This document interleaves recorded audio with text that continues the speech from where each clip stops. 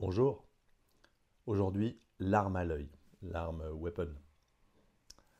C'est un roman d'espionnage écrit par Ken Follett et publié en 1978.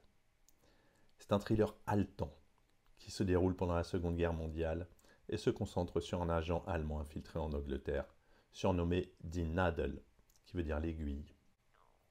L'intrigue repose sur les efforts du Royaume-Uni pour déjouer les plans nazis et maintenir leur plan secret de l'invasion de la Normandie, tandis que l'agent troque des informations qui pourraient changer le cours de la guerre. Il y a un contexte historique, bien évidemment. L'histoire se situe en 1944, à l'approche du jour J.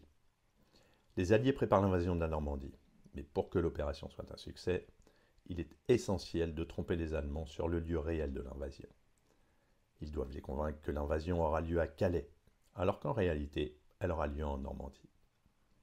Cette tromperie implique l'utilisation de fausses bases militaires, de chars gonflables, de navires factices et de messages radio truqués. Die Nadel, le meilleur espion nazi, a pour mission de découvrir la vérité et de transmettre l'information à l'Allemagne. C'est un homme sans pitié, méthodique et extrêmement habile, qui tue avec un petit stylet acéré, d'où son surnom. Il découvre finalement la supercherie et entreprend de transmettre cette information capitale à Berlin, ce qui pourrait renverser l'issue de la guerre en faveur des Allemands.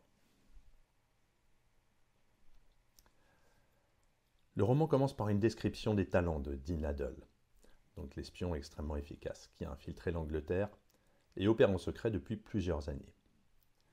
Il envoie des informations cruciales à l'Allemagne grâce à une petite radio dissimulée et tue quiconque pourrait le découvrir, généralement avec son stylet. C'est un homme solitaire dont la loyauté envers le régime nazi est inébranlable. Pendant ce temps, les Alliés mettent en place une opération de tromperie massive visant à faire croire aux Allemands que l'invasion aura lieu à Calais. Cette opération est cruciale pour assurer le succès du débarquement en Normandie. Le plan des Alliés fonctionne parfaitement, jusqu'à ce que Faber découvre accidentellement des documents secrets et des photos des fausses bases et des armements factices. Comprenant l'ampleur de la supercherie, il se rend compte que l'invasion ne se fera pas à Calais, mais en Normandie. Il devient alors vital pour lui de transmettre ces informations à Berlin avant le jour J. La tension monte à ce moment-là, car les services secrets britanniques, dirigés par Godliman et Bloggs, réalisent que Faber a découvert leur plan. Ils se lancent dans une course contre la montre pour retrouver et neutraliser l'espion, avant qu'il ne puisse communiquer ces informations aux nazis. La traque de Faber devient un élément central de l'intrigue. Godliman et Bloggs, utilisant toutes les ressources des services secrets, suivent ses traces à travers l'Angleterre. Faber, conscient qu'il est poursuivi, doit constamment changer de stratégie pour rester en vie. Son objectif est de rejoindre un sous-marin allemand qui l'attend au large des côtes britanniques pour l'emmener à Berlin avec les informations vitales. Les scènes de chasse à l'homme sont marquées par une grande tension, car Faber est un espion extrêmement habile, capable de se fondre dans la masse et de tuer sans laisser de traces. Sa capacité à échapper à ses poursuivants le rend presque invincible. L'arrivée sur l'île de Storm Island.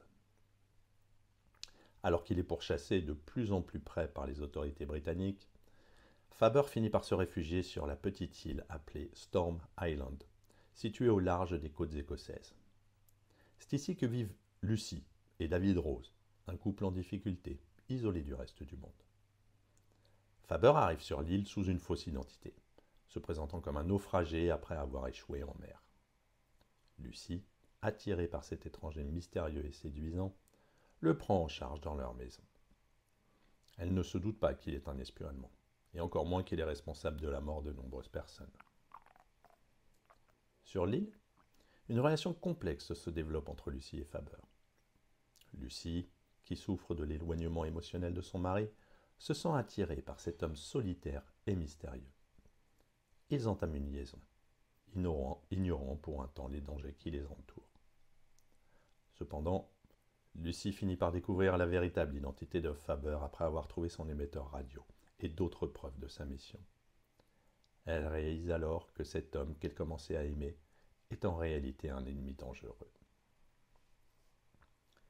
La tension atteint son paroxysme lorsque Lucie décide de se battre pour sa vie et celle de son mari. Dans un acte de courage désespéré, elle confronte Faber, qui tente de la tuer pour garder le secret. Malgré sa peur, Lucie utilise toute la force qu'elle peut rassembler pour se défendre. Et dans une confrontation finale dramatique, Lucie parvient à tuer Faber, empêchant ainsi l'espion de transmettre ses informations à l'Allemagne. Ce geste héroïque permet de préserver le secret de l'invasion en Normandie, assurant ainsi le succès des Alliés. Avec la mort de Faber, le plan des Alliés reste intact, et l'invasion du jour J se déroule comme prévu. Lucie, quant à elle, doit faire face aux conséquences émotionnelles de ses actes. Elle a tué un homme qu'elle commençait à connaître et pour lequel elle éprouvait des sentiments ambivalents. Cependant, elle réalise que son acte était nécessaire pour sauver des milliers de vies et contribuer à la victoire des Alliés. On trouve 3 thèmes principaux, donc le sacrifice individuel pour le bien collectif.